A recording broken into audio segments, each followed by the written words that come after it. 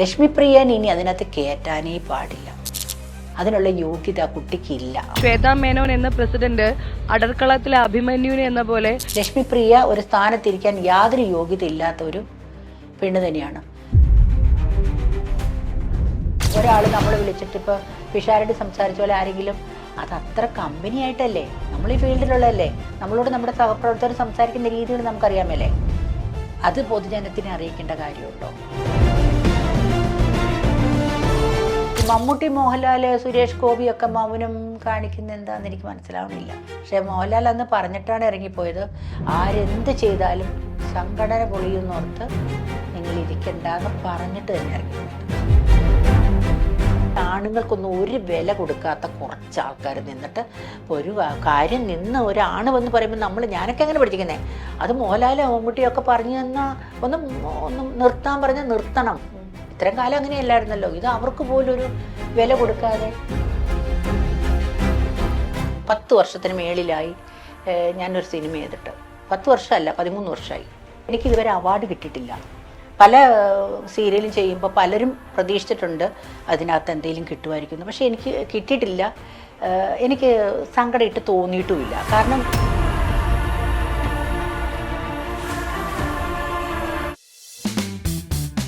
Milestone മേക്കേഴ്സിന്റെ എല്ലാ പ്രേക്ഷകർക്കും B വിത്ത് രമ്യയിലേക്ക് സ്വാഗതം. ബി വിത്ത് രമ്യയിലെ ഇന്ന് എന്നോടൊപ്പമുള്ള ചേച്ചി, നമ്മൾ എത്രയോ വർഷങ്ങളായിട്ട് സിനിമയിലൂടെ സീരിയലിലൂടെ നമ്മുടെ ഒക്കെ ഇഷ്ടം പിടിച്ചു പറ്റിയ നമുക്ക് എല്ലാവർക്കും വളരെ സുപരിചിതയായ ജോളി ചേച്ചിയാണ്. ജോളി ഈശോ. ഹായ് ചേച്ചി. നമസ്കാരം. സുഖം. ചേച്ചി, ഞാൻ പണ്ടൊരിക്കലും ചേച്ചിയെ കണ്ടിട്ടുണ്ട്. പക്ഷെ ഇന്ന് ഇവിടെ വന്നിരിക്കുമ്പോഴാണ് ചേച്ചിയായിട്ട് ഒരുപാട് സംസാരിക്കുന്നു. പക്ഷെ ചേച്ചിയുടെ കഥാപാത്രങ്ങളൊക്കെ കാണുമ്പോൾ കൂടുതലും ചേച്ചി ചെയ്തിരിക്കുന്നത് നെഗറ്റീവ് ഷെയ്ഡുള്ള ക്യാരക്ടേഴ്സ് ആണ് കൂടുതലും. അത് സീരിയലിലാണെങ്കിലും സിനിമയിലേക്കാണെങ്കിലും ഇത് കുശുമ്പും ദേഷ്യവും നെഗറ്റീവായിട്ടും വഴക്കും ഇങ്ങനെയൊക്കെ. അപ്പൊ ഇതൊക്കെ ചെയ്യുമ്പോൾ നമ്മൾ വിചാരിക്കും ഈ ചേച്ചി ഇതെന്ന്. പക്ഷെ ഇന്ന് നേരിൽ കണ്ട് സംസാരിക്കുമ്പോൾ എത്ര സ്വീറ്റ് ആയിട്ടുള്ള ഒരു ചേച്ചിയാണ്.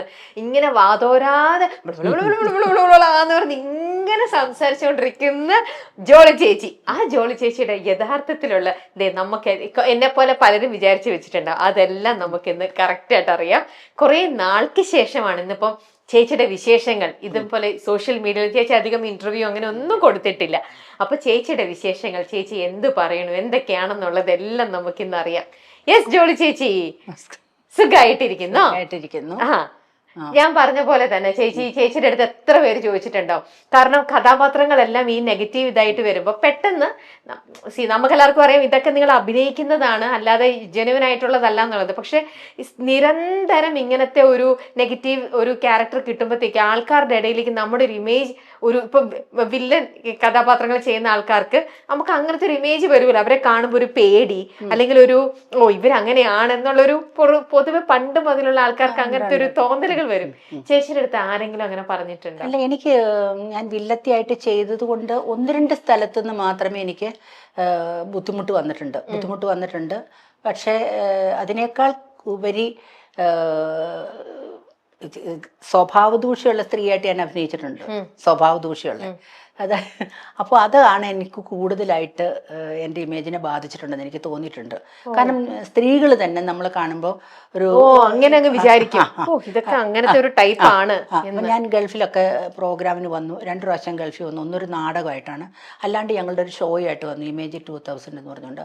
അന്നൊക്കെ എന്ന് പറഞ്ഞാൽ ഞാൻ ഓർത്ത് പോയി, ഇനി ഞാനില്ല ഇങ്ങോട്ട്. കാരണം ഓരോ വീടുകളിൽ നമ്മളെ പാർട്ടിക്കൊക്കെ വിളിച്ചു കഴിഞ്ഞാൽ ഭയങ്കരമായിട്ട് നമ്മളെ പെണ്ണുങ്ങൾ നമ്മളെ അങ്ങ് അവഗണിക്കുന്ന പോലെയൊക്കെ എനിക്ക് തോന്നിയിട്ടുണ്ട്.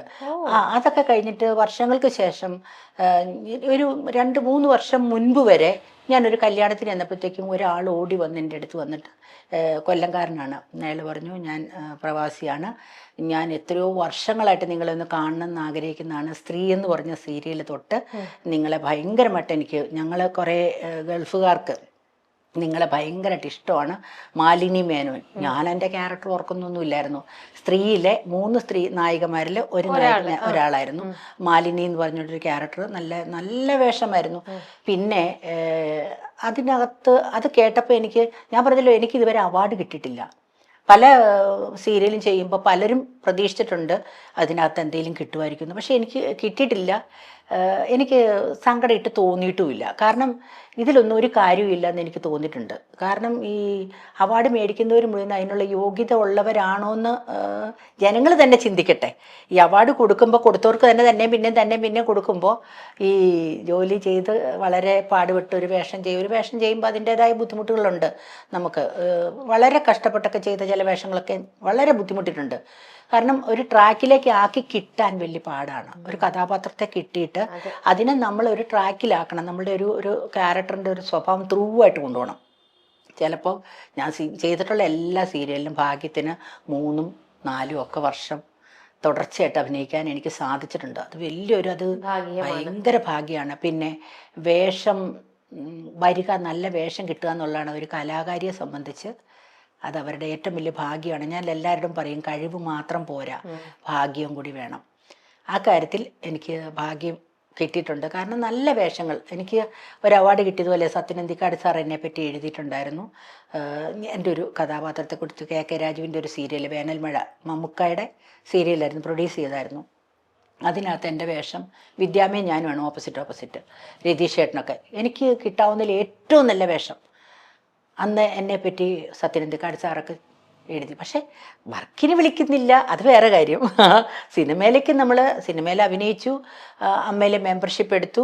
സിനിമയിൽ അഭിനയിച്ചത് കൊണ്ടും അമ്മയിലെ മെമ്പർഷിപ്പ് എടുത്തത് കൊണ്ടും എൻ്റെ ജീവിതത്തിൽ ഞാൻ ഭയങ്കര ലക്കിയാണെന്ന് എനിക്ക് തോന്നാറുണ്ട്. അതും കൂടി ഇല്ലായിരുന്നെങ്കിൽ വല്ലാത്ത ബുദ്ധിമുട്ട് എനിക്ക് തോന്നിയേനെ. സിനിമയിൽ പിന്നെ ചാൻസ് കിട്ടാത്തതിന് വല്ലാത്ത ബുദ്ധിമുട്ട് തോന്നിയേനെ. അല്ല, എനിക്ക് എപ്പോഴും ദൈവം എനിക്ക് സീരിയൽ നിർത്താതെ തരാറുണ്ട്, തുടർച്ചയായിട്ട് കിട്ടാറുണ്ട്. ചേച്ചി പറഞ്ഞു ആ സംഘടനയുടെ അതിലിപ്പം നമ്മൾ ആരും വിചാരിക്കാത്ത കുറേ നീരസങ്ങൾ ഇപ്പം നടന്നുകൊണ്ടിരിക്കുകയാണ്. ആരും പ്രതീക്ഷിക്കാത്ത രീതിയിലുള്ള ഓരോന്നാണ് നമ്മൾ കേട്ടുകൊണ്ടിരിക്കുന്നതും. പ്രശ്നങ്ങൾ ഒരുപാട് കേട്ടുകൊണ്ടിരിക്കുന്നു. ഇത്രയും വർഷങ്ങളായിട്ട് മലയാള സിനിമയുടെ ഭാഗമായിരുന്ന ചേച്ചിയും ഈ അമ്മയുടെ സംഘടനയുടെ തുടക്കം എത്രയോ വർഷങ്ങളായിട്ട് ചേച്ചിയുണ്ട്. അതിന്റെ കൈനീട്ടം കൂടെ വാങ്ങുന്ന ഒരു മെമ്പറും കൂടിയാണ് ചേച്ചി. അപ്പം ചേച്ചിക്ക് ഒരുപാട് സഹായങ്ങൾ സംഘടന തന്നിട്ടുമുണ്ട്. അപ്പൊ അങ്ങനെയെല്ലാം കിട്ടിക്കൊണ്ടിരിക്കുന്ന ഒരു മെമ്പർ എന്നുള്ള രീതിയിൽ ഇപ്പോ ഇതിനകത്ത് നടക്കുന്ന കുറേ പ്രശ്നങ്ങൾ, വേവലാതികൾ, കൺഫ്യൂഷൻസ്, ഇതൊക്കെ നിങ്ങളെ പോലത്തെ ചേച്ചിനെ പോലെ കൈനീട്ടം വാങ്ങുന്നവർക്കാണെങ്കിലും അല്ലാത്തവരാണെങ്കിലും ആ മെമ്പേഴ്സിനെയും ബാധിക്കുന്നില്ലേ? തീർച്ചയായിട്ടും അല്ലാതെ ഇത് ഞാൻ പറയാം. ഇപ്പോൾ ഒരു വീട്ടിൽ അപ്പനും അമ്മയും കൂടി വഴക്ക് പിടിക്കുമ്പോൾ പിള്ളേർ, സ്വന്തമായിട്ട് ജോലിയൊന്നും ഇല്ലാത്ത പിള്ളേർ അനുഭവിക്കുന്നൊരു വേദനയുണ്ട്. കാരണം ഇവർ രണ്ടും കൂടി പിരിഞ്ഞാൽ പ്രശ്നം, ഇടിയുണ്ടാക്കിയ പ്രശ്നം, പിറ്റേ ദിവസത്തേക്ക് എങ്ങനെയാണ്, അത് കാരണവരെക്കാൾ കൂടുതൽ ബാധിക്കുന്നത് ആ പിള്ളേരെയാണ്, കുഞ്ഞുങ്ങളെയാണ്. എന്ന് പറഞ്ഞാൽ ഇതിനകത്ത് ഇപ്പോൾ ആരോഗ്യപരമായിട്ട് ഇനിയൊരു വർക്ക് കിട്ടാത്തവർ, ആരോഗ്യപരമായിട്ട് വളരെ മോശ അവസ്ഥയിലുള്ളവരൊക്കെ, കഴിഞ്ഞ പ്രാവശ്യം ബാബുസ്വാമിയൊക്കെ വണ്ടിയിലേക്ക് കയറാൻ പോലും വയ്യ, അത്രയും അവശതയായിട്ടാണ് ഇവരൊക്കെ വരുന്നത്. അപ്പോൾ ഇനി കാണാൻ പറ്റുമെന്ന് തന്നെ നമുക്ക് അറിയത്തില്ല ഓരോരുത്തരെ കാണുമ്പോൾ.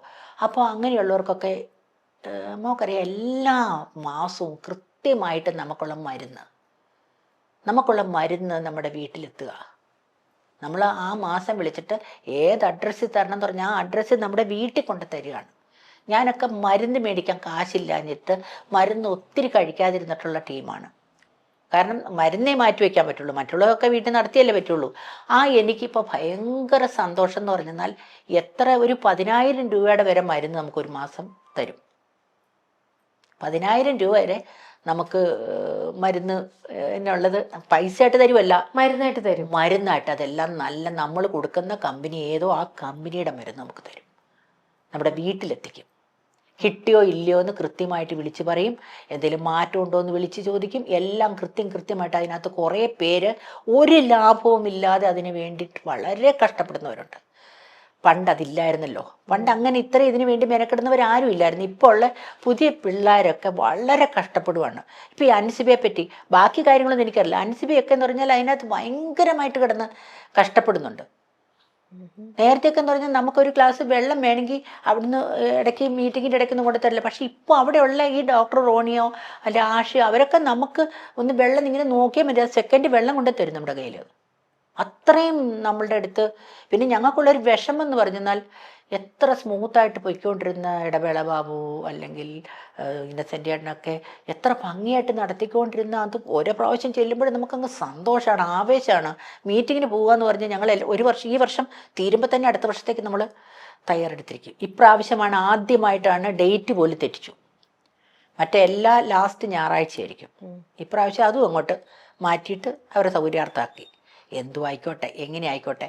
പിന്നെ ഈ കണ്ണാടി, ഈ കണ്ണാടി ഇവിടെ, അയ്യോ അതിൻ്റെ പേര് മറന്നുപോയി, ഈറസ ഇവിടെ നമ്മുടെ CMS കോളേജിൻ്റെ അടുത്താണ്.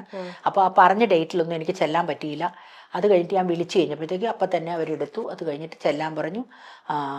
ഇപ്പോൾ ഹസ്ബൻഡാണ് അവിടുത്തെ മെമ്പറെങ്കിൽ വൈഫിന് കണ്ണ് ടെസ്റ്റ് ചെയ്തിട്ട് അതിനുള്ള മരുന്ന്, ഓപ്പറേഷൻ വേണമെങ്കിൽ അത് എല്ലാം, കണ്ണാടി നമുക്ക് ഇഷ്ടപ്പെട്ട ഫ്രെയിം നമുക്ക് സെലക്ട് ചെയ്യാം, എല്ലാം. അങ്ങനെ 2 പേർക്കും കണ്ണാടി കിട്ടി. അത് ഞാൻ ത്രൂ ആയിട്ട് കണ്ണാടി വെക്കുന്ന ഒരു വ്യക്തി അല്ല. പക്ഷേ ഇത് കിട്ടിയപ്പോൾ തൊട്ട് എനിക്ക് ഭയങ്കര അഭിമാനമാണ്. എനിക്ക് ഭയങ്കര മറ്റേ വായിക്കാൻ വേണ്ടി മാത്രം അങ്ങനെയൊക്കെ ആയിരുന്നു കണ്ണാടി ഉപയോഗിച്ചിരുന്നത്. പക്ഷേ വീണ്ടും ടെസ്റ്റ് ചെയ്തിട്ട് കണ്ണാടി 2 പ്രാവശ്യം കൊണ്ടാണ് കണ്ണാടി ഫിക്സ് ചെയ്തത്.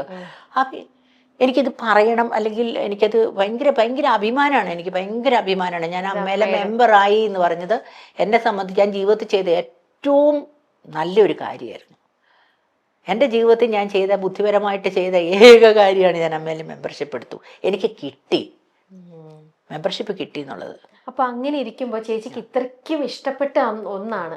അപ്പൊ ഇപ്പം നടക്കുന്ന ഈ അഭിപ്രായ വ്യത്യാസങ്ങൾ, അതിനകത്ത് നടക്കുന്ന ഓരോ വഴക്കും ബഹളങ്ങളും, ഇനി ഇത് തന്നെ ചിലവർ പറയുന്നുണ്ട് ഇത് ഇനി വേണ്ട, സംഘടന പിരിച്ചു വിട്ടേക്കാം എന്നൊക്കെ പറയുന്ന കേൾക്കുമ്പോൾ ചേച്ചിനെ പോലത്തെ ആൾക്കാർക്ക് അത് വല്ലാണ്ട് വേദന ഉണ്ടാക്കും. തീർച്ചയായിട്ടും ഞാൻ പറയാം, 1-ാം തീയതി എന്ത് ഞായറാഴ്ച ആണെങ്കിലും വെള്ള തിങ്കളാഴ്ച ആണെങ്കിലും വെള്ള ഏത് ദിവസമാണെങ്കിലും നമുക്ക് ആരോട് വേണമെങ്കിലും ധൈര്യമായിട്ട് പറയാം, 1-ാം തീയതി എന്ന് പറഞ്ഞൊരു ദിവസം ഉണ്ടെങ്കിൽ നമ്മുടെ അക്കൗണ്ടിൽ പൈസ കയറി. അത് ഈ നിമിഷം വരെ നിർത്തിയിട്ടില്ല 1-ാം തീയതി. പിന്നെ നമ്മൾ ആശുപത്രി കിടന്നാൽ 7 ലക്ഷം രൂപയ്ക്ക് വരെ നമുക്ക് ഒരു റൂമിലെ 50,000 രൂപയുടെ വരെ, ഇപ്പം 5000 രൂപയുടെ ഒന്നും റൂമില്ല ആശുപത്രിയിലൊന്നും. പക്ഷേ ഏറ്റവും നല്ല റൂം നമുക്ക് ധൈര്യമായിട്ട്, എനിക്ക് ഈ റൂം വേണ്ട, എനിക്ക് മറ്റേ റൂം മതി, സൂട്ട് റൂം മതി എന്ന് പറഞ്ഞുകൊണ്ട് നമുക്ക് നമ്മുടെ കുടുംബത്തിൽ നിന്ന് പൈസ തരുന്ന പോലെ തരുന്നു. അത് പിന്നെ അവിടെ ഒരു വില, അത് നമുക്ക് ഭയങ്കര അഭിമാനമാണ്. ഞാൻ അമ്മയിലെ ഒരു കുടുംബത്തിലെ അംഗമാണ്. പിന്നെ അതുപോലെ തന്നെ എൻ്റെ ജീവിതത്തിൽ ആദ്യമായിട്ടാണ് എനിക്ക് ഓണക്കോടി, ഓണത്തിനൊന്ന് ഗിഫ്റ്റ്, അങ്ങനെ ഓരോ ക്രിസ്തുമസിന് നമ്മുടെ വീട്ടിൽ നിന്ന് കൊണ്ടുവന്ന് തരുന്ന പോലെ, നമ്മുടെ വീട്ടിൽ നമ്മുടെ കുടുംബക്കാർ നമുക്കൊരു ഗിഫ്റ്റ് കൊണ്ട് തരുന്ന പോലെ തരിക എന്നൊക്കെ പറയുമ്പോൾ ഒരു ഭയങ്കര സന്തോഷമാണ്, ഭയങ്കര സന്തോഷമാണ്. അത് എനിക്ക്, ഞാൻ ഒന്നും ആരിൽ നിന്ന് പ്രതീക്ഷിക്കുന്നില്ലാത്തവളാണ്. എനിക്ക് ഇത്രയുണ്ടെങ്കിൽ മറ്റുള്ളവർ വളരെ എത്ര പേരുണ്ട്. കാരണം ഈ പൈസ കൊണ്ട് മാത്രം ജീവിക്കുന്ന, എനിക്കിപ്പോഴും അത്യാവശ്യം ജോലിയുണ്ട്, ഞാൻ അത്യാവശ്യം ജോലി ചെയ്യുന്നുണ്ട്. അപ്പോൾ അതുകൊണ്ട് എനിക്ക് ഒരു പ്രതീക്ഷയുണ്ട്, ഇത്ര ദിവസം കഴിയുമ്പോൾ ഇത്ര പൈസയെങ്കിലും എനിക്ക് കിട്ടും. പിന്നെ പിള്ളേരൊക്കെ ഒരു നിലയിലൊക്കെ കുഴപ്പമില്ല. അപ്പോൾ എനിക്ക് എന്നാലും പൈസയല്ലേ, നമുക്ക് എന്തോരം കിട്ടുന്നാലും ആവശ്യമുണ്ടല്ലോ. എങ്കിലും ഇപ്പം എനിക്ക് കിട്ടുന്ന പൈസ എനിക്ക് കുറച്ചുകൂടി ആർഭാടായിട്ട് ജീവിക്കാം. കാരണം മരുന്ന് കിട്ടുന്നുണ്ട്. ആശുപത്രിയിലെ ഇപ്പോൾ 1 ലക്ഷം രൂപ ഉണ്ടെങ്കിൽ 75 എങ്കിലും തരുമല്ലോ, പോയിട്ട് 25 ചിലവാവുള്ളൂ. ഒരു അസുഖം വന്നാലും ധൈര്യമായിട്ടങ്ങ് ഇരിക്കാം. ഒന്ന്, പിന്നെ ഒരു മാസാമാസം നമുക്ക് എവിടെന്നെങ്കിലും കടം മേടിച്ചെന്നാലും 1-ാം തീയതി കൊടുക്കാമെന്ന് പറഞ്ഞാൽ അത് കിട്ടും. പിന്നെ വർക്ക് ചെയ്ത് കിട്ടിക്കഴിഞ്ഞാൽ അതിന് പ്രത്യേകിച്ച് അത്യാവശ്യം നമുക്ക് ആർഭാടായിട്ടൊക്കെ ജീവിക്കാം. സംഘടന ഒരിക്കലും പോയാൽ ഇതൊക്കെ പോയി. തീർച്ചയായിട്ടും അതുകൊണ്ട് വലിയൊരു വിഷമമാണ്. പിന്നെ എനിക്കൊക്കെ ഒരു വിഷമം, ഇത് ആരോടാണ് ചോദിക്കേണ്ടത്. മോഹൻലാൽ അന്ന് ഇറങ്ങിപ്പോയി എന്ന് പറഞ്ഞാൽ മോഹൻലാൽ, മമ്മൂക്ക, അല്ല സുരേഷ് ഗോപി, അവർക്കാർക്കും ഇതിൻ്റെ ആവശ്യമില്ല. അവരാരും ഇതിൽ നിന്നൊന്നും നേടാനല്ല. പക്ഷെ അങ്ങേറ്റം അവരിതിന് വേണ്ടിയിട്ട് പരിശ്രമിക്കുന്നുണ്ട്. ഇതിനകത്ത് യാതൊരു ആണുങ്ങൾക്കൊന്നും ഒരു വില കൊടുക്കാത്ത കുറച്ച് ആൾക്കാർ നിന്നിട്ട് ഒരു കാര്യം നിന്ന് ഒരാണ് വന്ന് പറയുമ്പോൾ ഞാനൊക്കെ എങ്ങനെ പഠിച്ചിരിക്കുന്നത്, അത് മോഹൻലാലോ മമ്മൂട്ടിയൊക്കെ പറഞ്ഞു തന്നാൽ ഒന്ന് നിർത്താൻ പറഞ്ഞാൽ നിർത്തണം. ഇത്രയും കാലം അങ്ങനെയല്ലായിരുന്നല്ലോ. ഇത് അവർക്ക് പോലും ഒരു വില കൊടുക്കാതെ അഹങ്കാരത്തോടുകൂടി പെരുമാറുക, അവരെല്ലാം മോശമായിട്ട് കാണിക്കുക, എല്ലാം മോശമായിട്ട് പറയുക എന്നൊക്കെ പറഞ്ഞാൽ ഈ ഫീൽഡ് മാത്രമാണ് വൃത്തികെട്ട ഫീൽഡ് അല്ലല്ലോ, എല്ലായിടത്തും ഉണ്ട്. ഞാൻ ഈ ഇതിനകത്ത് നല്ല പ്രായത്തിൽ വന്ന 13ാമത്തെ വയസ്സ് വന്ന, എൻ്റെ 13 വയസ്സ് വന്നിട്ട് അനാവശ്യം പറയുന്ന ആൾക്കാരുണ്ട്, അനാവശ്യം നമ്മളുടെ അടുത്ത് പ്രവർത്തിക്കാൻ വരുന്ന ആൾക്കാരുണ്ട്. പക്ഷെ അവിടെയൊന്നും നമ്മളാണ് നമ്മുടെ എങ്ങനെ ജീവിക്കണം, നമ്മളെങ്ങനെയാണ് നിൽക്കേണ്ടത്, നമ്മളാണ് തീരുമാനിക്കേണ്ടത്. ഞാൻ ഒരിക്കലും ഒരു നടിയായതുകൊണ്ട് എൻ്റെ പിള്ളേരെ ഇങ്ങനെ നിർത്തുള്ളൂ. ഞാൻ ബസ്സിൽ കയറാറുണ്ട്, ഓട്ടോറിക്ഷ കയറാറുണ്ട്, എല്ലാം ചെയ്യാറുണ്ട്. എനിക്കൊരിക്കലും എൻ്റെ മാർക്കറ്റിൽ പോകാറുണ്ട്, വീട്ടു സാധനങ്ങൾ മേടിക്കാൻ പോകാറുണ്ട്. എനിക്കൊരിക്കലും നടിയായതുകൊണ്ട് പ്രത്യേകത എന്തെങ്കിലും ഉണ്ടായിട്ടൊന്നും എനിക്കില്ല. എനിക്ക് ഉള്ള വരുമാനം കൊണ്ട് ജീവിക്കാൻ ഇങ്ങനെയൊക്കെ ചെയ്താലേ പറ്റുള്ളൂ. വർക്കില്ലെങ്കിലും എനിക്ക് ജീവിക്കണമെങ്കിൽ ഞാൻ സാധാരണക്കാരിയായിട്ട് ജീവിച്ചാലേ പറ്റുള്ളൂ എന്ന് എനിക്കറിയാം. അതുപോലെ തന്നെ എൻ്റെ മക്കളെ ഞാൻ ഒരിക്കലും അയ്യോ ജോളീച്ചയുടെ മക്കളെന്ന് പറഞ്ഞുകൊണ്ട് ഞാൻ ഒരു സ്ഥലത്തും പോയിട്ട് അവരോട് ഞാൻ പറഞ്ഞിട്ടുണ്ട്, നിങ്ങൾ പഠിക്കാവുന്ന പഠിക്കുക, ഇന്നയാളുടെ മകൾ അല്ലെ ഇങ്ങനെ അങ്ങനെയൊന്നുമില്ല. അവരാരും അത് ചെയ്തിട്ടുമില്ല. അങ്ങനെ അതുകൊണ്ട് അവർക്കും കുഴപ്പമില്ല, മിക്കവർക്കും അറിയത്തുപോലുമില്ല. ഞാൻ ചോദിക്കുന്നത് ഇപ്പം തന്നെ ഈ ഓരോ ഇൻ്റർവ്യൂവിൻ്റെ കാര്യം പറഞ്ഞ പോലെ തന്നെ ഓരോരുത്തർ ആവശ്യമില്ലാണ്ട് ചാനലിൽ വന്നിരുന്നുകൊണ്ട് അനാവശ്യമായിട്ട് ഓരോന്ന് പറഞ്ഞു. നമ്മുടെ വീട്ടിലെ ചെറിയ ചെറിയ രഹസ്യങ്ങൾ മുഴുവൻ എന്തിനാ നാട്ടുകാരോട് പറയേണ്ട ആവശ്യമുണ്ടോ? ഉണ്ടോ? എനിക്കതിനോട് യോജിപ്പില്ല. നമ്മുടെ പലരും ഇവിടെ നടക്കുന്ന നിങ്ങളുടെ ഉള്ളിൽ നിൽക്കേണ്ട കാര്യങ്ങൾ എല്ലാം ഇങ്ങനെ പരസ്യമാക്കി പറയുകയാണ്. നമ്മുടെ വീട്ടിലും പ്രശ്നമുണ്ട്, നമ്മുടെ വീട്ടിൽ പ്രശ്നമുണ്ട്, ഇന്ന് ഞങ്ങൾ തമ്മിൽ വഴക്ക് പിടിച്ചു, അത് ഉടനെ അങ്ങോട്ട് കൊടുത്തു. ഞങ്ങൾ തമ്മിൽ യോജിച്ചു, ഞങ്ങൾ തമ്മിൽ പിരിഞ്ഞു. ഇതെന്തിന്? ആരെങ്കിലും ചോദിച്ചോ പിരിഞ്ഞോന്ന്? നിങ്ങൾ യോജിച്ചോന്ന് ആരെങ്കിലും ചോദിച്ചോ? ഇല്ലല്ലോ. എന്നിട്ട് പിന്നെ അവരത് പറഞ്ഞു, ഇവരിത് പറഞ്ഞു. ഒന്നെങ്കിൽ മൈൻഡ് ചെയ്യാതിരിക്കുക. ഇപ്പം എന്നെപ്പറ്റി തന്നെ ഞാൻ മരിച്ചു തെണ്ടി നടക്കുന്നു എന്നൊക്കെ പറഞ്ഞ് ഞാൻ പ്രതികരിച്ചില്ല അതിന്. ഞാൻ അപ്പം തന്നെ സംഘടനയെ വിളിച്ചു ചോദിച്ചു, എന്തൊരു മോശമാണ് നിങ്ങൾ ഈ കാണിച്ചത്. ആ ആർട്ടിസ്റ്റിനെ വിളിച്ച് നിങ്ങൾ ചോദിക്കേണ്ടതല്ല ചേച്ചി, അതെല്ലാവരും മൊത്തം അറിഞ്ഞു കഴിഞ്ഞ്. ഞാൻ പറഞ്ഞു ആയിക്കോട്ടെ, എനിക്കതുകൊണ്ട് കുഴപ്പമൊന്നുമില്ല. കുറച്ച് പേരെ അത് കഴിഞ്ഞിട്ട് എൻ്റെ ഓപ്പറേഷൻ കഴിഞ്ഞതിന് ശേഷം ഞാൻ മരിച്ചു പോയെന്ന് പറഞ്ഞിട്ട് വീണ്ടും വന്നു. അതുകൊണ്ട് കുറച്ച് പേര് ജീവിക്കുന്നുണ്ട്, ജീവിക്കട്ടെ, അല്ലാണ്ട് ഇപ്പം ഞാനെന്ത് ചെയ്യാനാ? നമ്മളുടെ അടുത്ത് മര്യാദ ഇല്ലാണ്ട് എന്തെങ്കിലും ചോദിച്ചുകൊണ്ട് വരുമ്പോൾ അതിന് മറുപടി കൊടുക്കാനുള്ള തൻ്റെ ഇടം എനിക്കുണ്ട്. നേരത്തെ ചോദിച്ചാലോ മോഹൻലാലിനോട് ഇങ്ങനെ പറയാൻ ചോദിച്ചെന്ന് വെച്ചാൽ നമ്മൾ ആരുടെയും കീഴിലല്ലല്ലോ ജീവിക്കുന്നത്. ഇപ്പം ഞാനിപ്പോൾ ഒരാളുടെ അടുത്ത് അവരുടെ വരുമാനം പിടിച്ച് മേടിക്കത്തക്ക രീതിയിലാണ് ഞാൻ ജീവിക്കണമെങ്കിൽ എനിക്ക് അവരുടെ അടുത്ത് കുഞ്ഞു നിൽക്കണം. അല്ലെങ്കിൽ ഇപ്പോൾ ഒരു വർക്കിന് വിളിച്ച് ചോദിച്ചു, നമ്മൾ അങ്ങോട്ട് ചോദിച്ചിട്ട് നമ്മളൊരു വർക്കിന് അവർ വിളിച്ചെന്ന് നമുക്ക് ഡിമാൻഡ് ഇടാൻ പറ്റത്തില്ല. പറ്റുമോ? ഞാൻ ചില കാര്യങ്ങൾ കർശനം തന്നെ പറയാറുണ്ട്. വഴക്കാളിയൊന്നുമല്ല ഞാൻ. എന്നാൽ ആവശ്യം പറയേണ്ടടുത്ത് പറയും. ഇപ്പം ഇന്ന് ഒരു ആർട്ടിസ്റ്റിനെ വിളിച്ചപ്പോൾ പറഞ്ഞു, ഞാനിവിടെ ചെന്നു, എൻ്റെ മുറിക്കകത്ത് ആരും ഇരിക്കാൻ പറ്റിയല്ലെന്ന് പറഞ്ഞു. ഞാൻ ആരോടും ഞാൻ സംസാരിക്കുകയില്ല, ഞാൻ ഇരിക്കുന്നിടത്ത് ആരും വന്ന് ഇരിക്കാൻ പറ്റത്തില്ലെന്ന് ഞാൻ പറഞ്ഞു. അങ്ങനെ പറഞ്ഞു, ഇങ്ങനെ പറഞ്ഞു, മറ്റേ പറഞ്ഞു. ഞാനിടത്ത് ഇത്രയൊക്കെ ഉണ്ടോ? എനിക്കങ്ങനെ തോന്നിയിട്ടില്ല ഒരിക്കലും. ഒരു ആർട്ടിസ്റ്റ് ഇപ്പോൾ ഒരു സീരിയൽ 1500 എപ്പിസോഡായപ്പോൾ അതിനകത്ത് അഭിനയിക്കുന്ന ഒരു സ്ത്രീയെ ഞാൻ ചെന്നപ്പോഴത്തേക്ക് എനിക്ക് എൻ്റെ വീട്ടിൽ ഒരു അത്യാവശ്യം എൻ്റെ മോളുടെ ടിക്കറ്റിൻ്റെ ഒരു പ്രശ്നം വന്നു ദുബായിൽ നിന്ന്. അപ്പോൾ അവർ വന്നോ എയർപോർട്ടിൽ. അപ്പോൾ ഞാനതിങ്ങനെ വിളിച്ചപ്പോൾ അടുത്തിരിക്കപ്പോൾ ഞാൻ അയ്യോ ഇറങ്ങിയില്ല, കണ്ടില്ല, നിങ്ങൾ ഒരു കാര്യം ചെയ്യുക, റേഞ്ച് ഇല്ലാത്തടത്തായിരിക്കും ഇത്. അവർക്ക് ഇഷ്ടപ്പെട്ടില്ല. ഞാൻ സ്പീഡ് അവരുടെ അടുത്തിരുന്ന് സംസാരിച്ചെന്ന് പറഞ്ഞുകൊണ്ട്. കാരണം ഇന്നലെ വന്നവരാണ് ഈ. കാരണം ഇതൊരു 1500 എപ്പിസോഡായി, ഇപ്പോൾ ഭയങ്കര ആയല്ലോ. നമ്മൾ 2000 വരെയൊക്കെ അഭിനയിച്ചിട്ടുള്ള സീരിയലുകളുണ്ട് നമ്മൾ തന്നെ, ഇതിനേക്കാൾ നല്ല വേഷങ്ങൾ. പക്ഷേ അവരെ സംബന്ധിച്ചിടത്തോളം ഇപ്പോൾ വലിയ സംഭവമാണ്. ഇതുവരെ അവരൊരു സീരിയലിൽ വിളിച്ചിട്ടുമില്ല, വേറെ ഇന്ന് വരെ വിളിച്ചിട്ടില്ലെന്ന് പറഞ്ഞു സിനിമയിൽ. ഇനിയിപ്പോൾ ഈ പ്രശ്നങ്ങൾ എങ്ങനെയെങ്കിലും നിങ്ങളൊക്കെ വിചാരിച്ച് എങ്ങനെയെങ്കിലും വലിയ കുഴപ്പമില്ലാത്ത പോലെ ഒന്നിത് മാറ്റി കിട്ടണേ ഇത് വിഷയം എന്നാണ് എൻ്റെ പ്രാർത്ഥന. പക്ഷെ ചേച്ചി സംഘടനയുടെ കുറേ ഗുണങ്ങൾ പറഞ്ഞു. ചേച്ചി ഇപ്പോഴും മനസ്സുകൊണ്ട് വല്ലാണ്ട് പ്രാർത്ഥിക്കുന്നുണ്ട്, ആഗ്രഹിക്കുന്നുണ്ട് സംഘടന പിരിഞ്ഞു പോവരുത്, പണ്ടത്തെ പോലെ തന്നെ നല്ല സ്ട്രോങ് ആയിട്ട് സ്നേഹത്തോടെ സംഘടന മുന്നോട്ട് പോട്ടെ എന്ന് ചേച്ചി ആഗ്രഹിക്കുന്നുണ്ട് അല്ലേ? അപ്പോൾ അതിൻ്റെ കൂടെ ഒന്ന് ചോദിച്ചോട്ടെ, ചേച്ചിനെ പോലെ എത്രയോ ആർട്ടിസ്റ്റുകൾ ഈ പറയുന്ന പോലെ എത്ര വർഷങ്ങളായിട്ട് നിങ്ങളുടെ കഴിവ് തെളിയിച്ച ആർട്ടിസ്റ്റുകളാണ്. ഇപ്പം 13 വർഷമായിട്ട് ജോളി ഈശോ എന്ന് പറഞ്ഞ ഇത്രയും നല്ലൊരു നടി പോലും മലയാള സിനിമയുടെ ഒരു ഭാഗമായിട്ടില്ല. അപ്പം ഈ സംഘടനയ്ക്കകത്ത് നിൽക്കുമ്പോൾ ചേച്ചിക്ക് അവിടെ നിന്നിട്ട് ഇപ്പം ചേച്ചി സ്വന്തമായിട്ടുള്ള അഭിപ്രായം പറയാൻ വളരെ സ്ട്രോങ് ആയിട്ടുള്ളൊരു ലേഡിയും കൂടിയാണ്. അപ്പൊ ചേച്ചി ഒരിക്കൽ പോലും പറഞ്ഞിട്ടില്ലേ സംഘടനയിൽ നിങ്ങൾക്ക് നിങ്ങളുടെ അഭിപ്രായങ്ങൾ അവിടെ അറിയിക്കാമല്ലോ? അപ്പൊ ചേച്ചി ഇവിടെ ഞങ്ങൾ ഇത്രയും പേര് ആർട്ടിസ്റ്റുകൾ ഇത്ര വർഷങ്ങളായിട്ട് ഒരു സിനിമ പോലും കിട്ടാതെ ഞങ്ങൾ നിൽക്കുകയാണ്.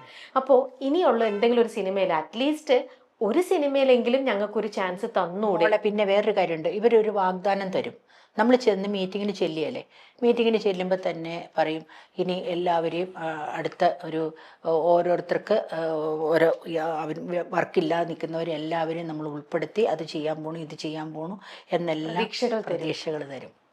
അപ്പം നമ്മൾ ഓർക്കോ ഇപ്പൊ വിളിക്കും.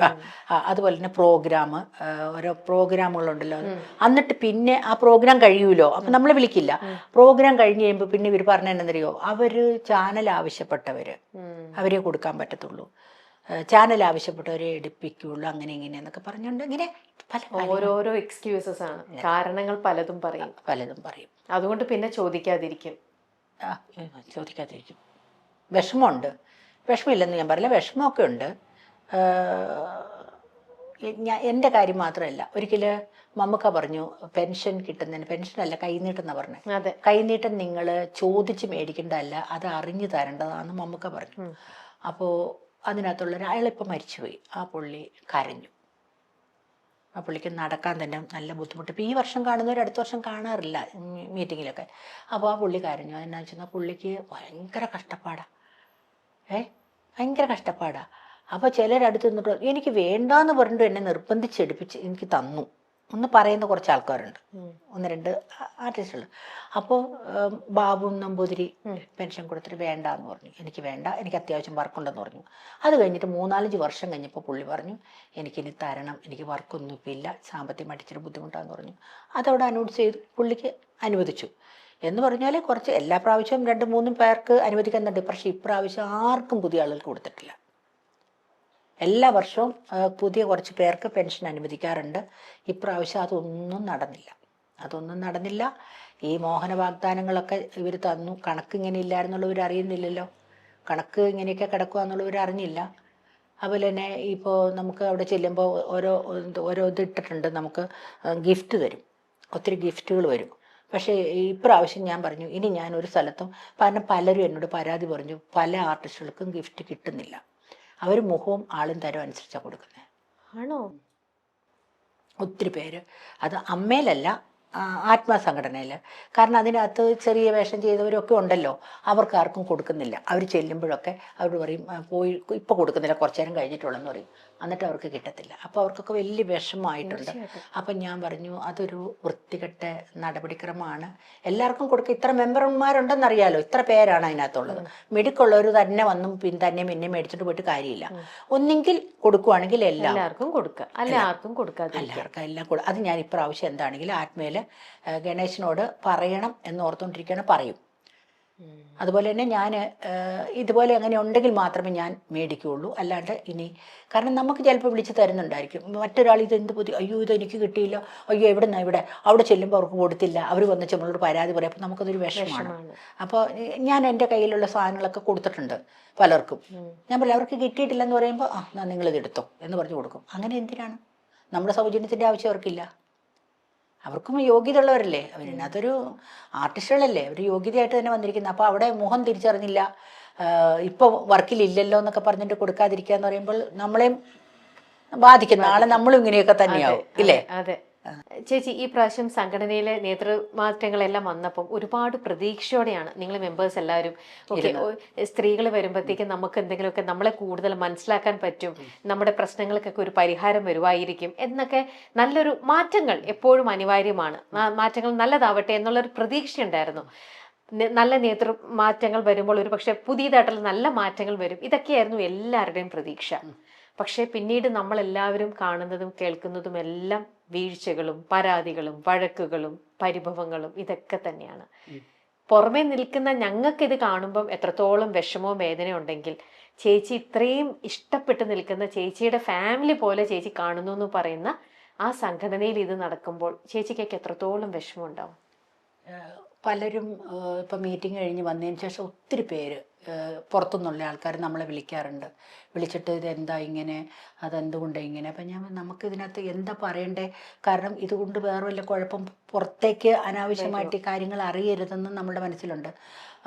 പക്ഷേ ആരുടെ ഭാഗത്താണ് തെറ്റ്, ആരുടെ ഭാഗത്താണ് ശരി എന്നൊന്നും നമുക്ക് കൃത്യമായിട്ട് അറിയത്തില്ല. കാരണം നമ്മളുടെയൊക്കെ ബുദ്ധി അല്ല ഇതിനകത്ത്, ഭയങ്കര ബുദ്ധിയുള്ളവരാണ് അവിടെ കിടന്ന് കളിക്കുന്നുണ്ട്, എന്തൊക്കെയോ ഇതിനകത്ത് ചീഞ്ഞ് നാറുന്നുണ്ട് എന്നുള്ളത് സത്യമാണ്. കുറച്ച് സ്ത്രീകൾ തന്നെയാണ്, അല്ല പുരുഷന്മാരല്ല. പുരുഷന്മാർക്ക് സ്ത്രീകൾ എല്ലാവരുടെ കൂടി ഈ സ്ഥാനത്ത് വന്നതിൻ്റെ ഒരു ചെറിയ വൈരാഗ്യമുണ്ട്. പെണ്ണുങ്ങളെ അടിച്ചമർത്താൻ വേണ്ടിയിട്ട് കുറച്ച്. പിന്നെ ഇവളെ കൊണ്ടുവന്ന സിദ്ദിഖായിരുന്നു, ലക്ഷ്മിപ്രിയ. സിദ്ദിഖാണ് നിർത്തിയത്. അന്ന് ഇലക്ഷൻ്റെ സമയത്ത് അത് പറഞ്ഞപ്പോൾ ഞങ്ങളാരും വിശ്വസിച്ചില്ല. പക്ഷേ കഴിഞ്ഞ പ്രാവശ്യം സിദ്ദിഖ് തന്നെ പറഞ്ഞു, സിദ്ദിഖ് തന്നെ സമ്മതിച്ചു. അപ്പോൾ നല്ല ഉദ്ദേശത്തോടു കൂടി അല്ലല്ലോ. ലക്ഷ്മിപ്രിയ അല്ലെങ്കിൽ മറ്റേ ഒരു 1-2 പേര് ഇതിനകത്ത് ഇപ്പോൾ നിന്നിട്ട് ജയിച്ചില്ല. അവരൊക്കെ എന്താണെന്നൊന്നും വർത്തമാനം പറഞ്ഞാൽ തന്നെ മനസ്സിലാകുന്ന ആളുകളാണ്. നമ്മളിപ്പോൾ സംസാരിക്കുമ്പോൾ തന്നെ ഇവരുടെ റേഞ്ച് എന്തോരം ഉണ്ടെന്ന് നമുക്ക് അറിയാൻ പറ്റും. ഈ ഒരു സ്ഥാനത്തൊക്കെ ഇരിക്കുമ്പോൾ അവർക്കൊരു പക്വത വേണം, ഒരു പക്വത വേണം. കുറച്ച് ആളുകളോട് പെരുമാറുന്ന രീതിക്ക് കുറച്ച് മയം വേണം. പിന്നെ അവിടെ ഭയങ്കര ഞാൻ വലിയ സംഭവമാണെന്ന് ചിന്തിക്കുന്ന ആളുകളൊന്നും തലപ്പത്തിരിക്കാൻ കൊള്ളിയല്ല. തലപ്പത്തിരിക്കണമെങ്കിൽ ഇച്ചിരി എളിമയും കാര്യങ്ങളും. ഇപ്പം ബാബു ആയിരുന്നപ്പോൾ, ഇടവേള ബാബു ആയിരുന്നപ്പോൾ ഏത് സമയത്ത് നമ്മൾ വിളിച്ചാലും അത് പറഞ്ഞേ പറ്റൂ. ഏത് രാത്രി വിളിച്ചാലും ആ വിളിക്കുന്ന വ്യക്തിയുടെ പേര് കൂട്ടിയാണ് എടുക്കുന്നത്. അത്രയും ആളുകളുടെ നമ്പർ സൂക്ഷിക്കുക, അത് ഓർക്കുക, അവരുടെ ഒച്ച ശ്രദ്ധിക്കുക. അതുപോലെ ഒരു കാര്യം പറഞ്ഞ് കുറച്ച് നേരം കഴിഞ്ഞിട്ടാണെങ്കിലും നമ്മളോട് തിരിച്ച് അതിൻ്റെ മറുപടി വിളിച്ച് തരുമ്പോൾ അത് അത്രത്തോളം അതിനകത്ത് ആ ആളതിനകത്ത് ശ്രദ്ധാലുവാണ്. അതിനകത്ത് അതുപോലെ ഇപ്പോൾ 1-2 പേര് ഇതിനകത്തുണ്ട്. അതേപോലെ ഡോക്ടർ റോണി, മറ്റേ ആശയൊക്കെ, അങ്ങനെയൊക്കെ ഉള്ള. അല്ലാണ്ട് വേറെ ആരും ഞാൻ അത്ര. അൻസിബയായിരുന്നു.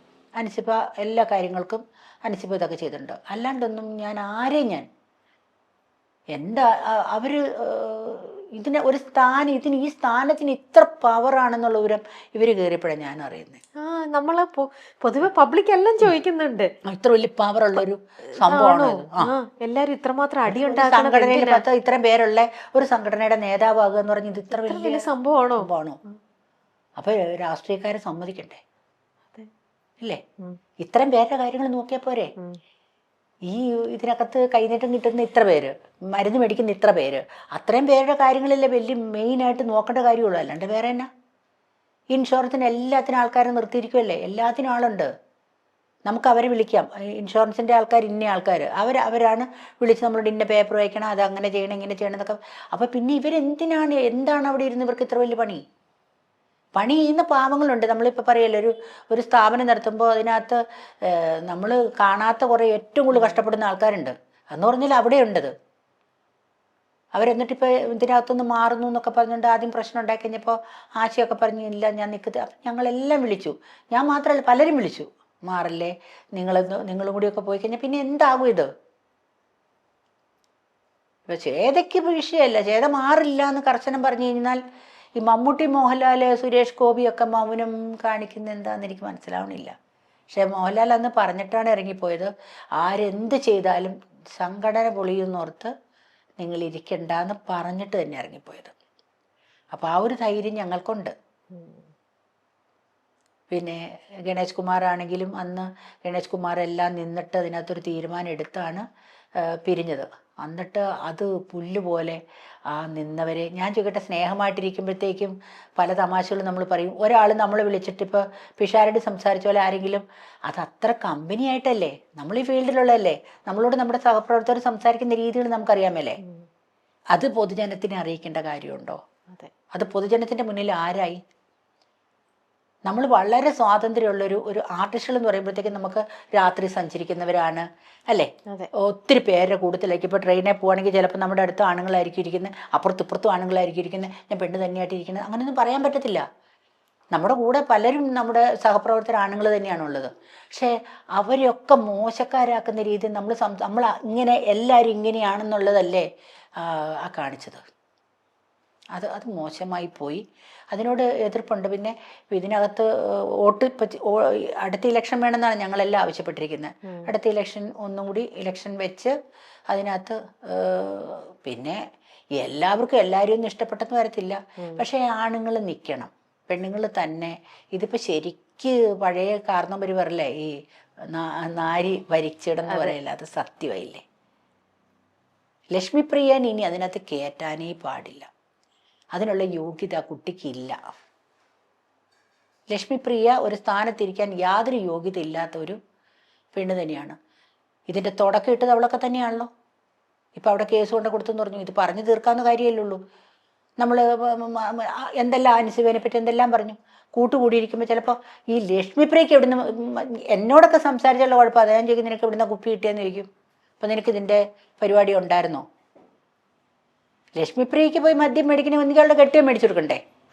അപ്പോൾ അവൾക്ക് അത്രത്തോളം സ്വാതന്ത്ര്യം ഉണ്ടെന്നാണ് അതിൻ്റെ അർത്ഥം. അപ്പോൾ ഇതിനകത്ത് കുറേ പുകയുന്നുണ്ട്. അതെല്ലാവരും ഒന്ന് നന്നായിട്ട് പുകഞ്ഞ് കത്തിയിട്ട് അങ്ങ് തീർന്നിട്ട് ഒന്നേന്ന് പറഞ്ഞ് തുടങ്ങട്ടെ എന്നാണ് എൻ്റെ ആഗ്രഹം.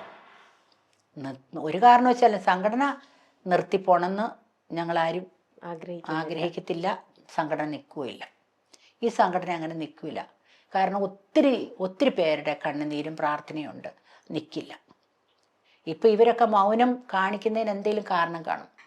മമ്മൂട്ടി, മോഹൻലാൽ, സുരേഷ് ഗോപിയൊക്കെ അവരാരും തൻ്റെ ഇടയില്ലാത്തവരൊന്നുമല്ല. തൻ്റെ ഇടം ഉള്ളവരൊക്കെ തന്നെയാണ്. ഇതെവിടം വരെ പോകുന്നെന്ന് കാണട്ടെ എന്നറിയാൻ വേണ്ടി ഇരിക്കുന്നതായിരിക്കും.